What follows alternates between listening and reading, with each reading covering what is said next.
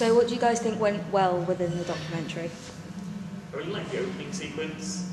Like that was kind of one thing that sort of stood out for me. It was just everything was not necessarily relevant, but you could kind of see that it had a place and that it looked good and that it, you know, it didn't seem like it was kind of tacked on or out of place. It seemed to flow very naturally to the sort of large of the apartment rather than just a frame.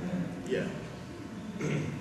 I really liked the use of the titles when they slide in, slide out. I thought it was. I suppose it wouldn't be your normal sort of set of titles, but it really sort of felt at home in there. And obviously, the sound quality was really good because you used a separate thing, didn't you? And I think in the higher quality, it does look a lot better. Yeah, I like the interviews how they're like chopped up and sort of you don't see a full interview, you see a section of it and then another section from someone else, and they're all relevant and it works well, keeps sort of the audience interested. Yeah, otherwise it doesn't become like really slow. It kind of keeps the pace up, doesn't it? Because otherwise you kind of get a bit too bogged down in one massive. And there's not like too much information at one time to sort of take in from what they're saying. So I think that like really works well within it. It's got good flow as well. Yeah, definitely. I think like pacing and stuff is really good.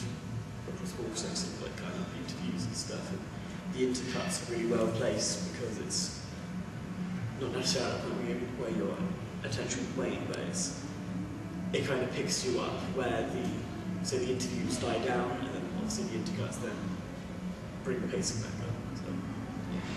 I think the sound is really good as well. Sort of it's kind of reflects some sound that is used in an actual documentary. So I think sort of it is not necessarily stereotypical sound, but it works well within it.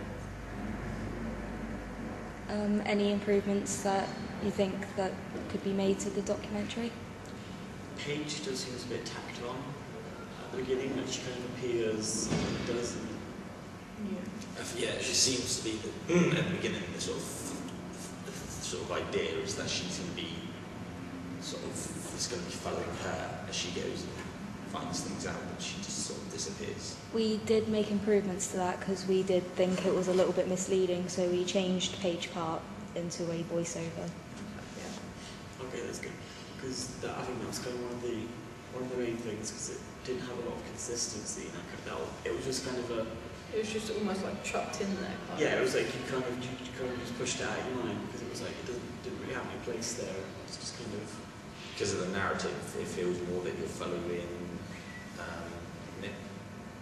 Bip rather than Paige, because at the beginning it feels like it's about Paige, but then it's not, because Paige just exists.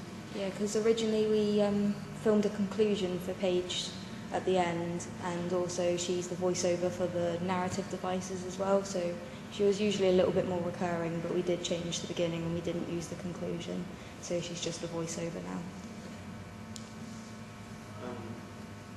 Other than that, I can't really think of anything that's like. Apart from Ryan Gould's like, big! What are you talking about? That was perfect. We wanted to add a little bit of cheese in there. It works well. Kind of links to what the little story is about, sort of.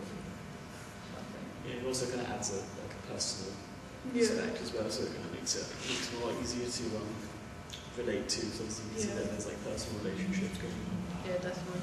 Oh, yeah, and the final one, there's like an intercut of them two like hugging and stuff. Cut that back. Yeah, that's good. Yeah, other than that, I can't really think of anything. Like, what do you think of like the micro elements, like the mise en scène, the cinematography, the editing, the sound? Cinematography is really good. Yeah, definitely a lot of like, for example, the shot where Vic's putting on the headphones. Yeah, definitely. That was a really good one, and I don't know if I can't remember if it's. Or some of the shots have like, say there's Vic there, or to the right, and there's like this microphone. Yeah, they have like really, just sort of not in focus, but it's there. they have really good depth as well. So you can see that there's kind of more going around that you can really kind of Oh, is it when you're talking the rhyme and there's somebody in the room behind actually Yeah. on the radio? Yeah. So I work really well, yeah. The sound obviously is really good because of the quality. There's no like it's all relevant. It's all there for a purpose. There's nothing that's kind of It doesn't seem off out with of it. place. Yeah. With it. So it's all very it all keeps to kind of the same theme and stuff. So yeah.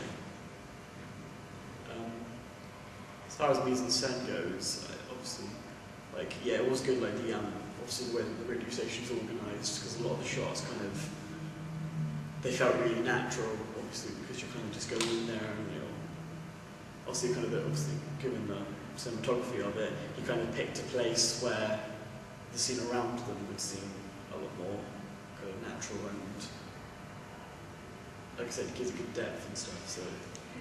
And even though like a lot of it is set within the radio station, you still got your sort of intercuts from around Bournemouth, Christchurch, and the other location is sort of it sets the scene as such sort of thing. It brings all these locations and then it focuses on the main one. So I think that worked well for the sort of location aspect. Also, the editing was really good because the transitions are really smooth, and like you said, they keep the pacing really good. And the like I said, like the titles and stuff, they're really good. They don't seem out of place. They don't seem obtrusive. They don't like get in the way of anything. They're there for a purpose, and they fulfil that without like hindering the visuals. Yeah, definitely. And the voice that's used for the Hope of Them, the woman used, I think it's like, is it the professional sort of, the one they used for the radio station?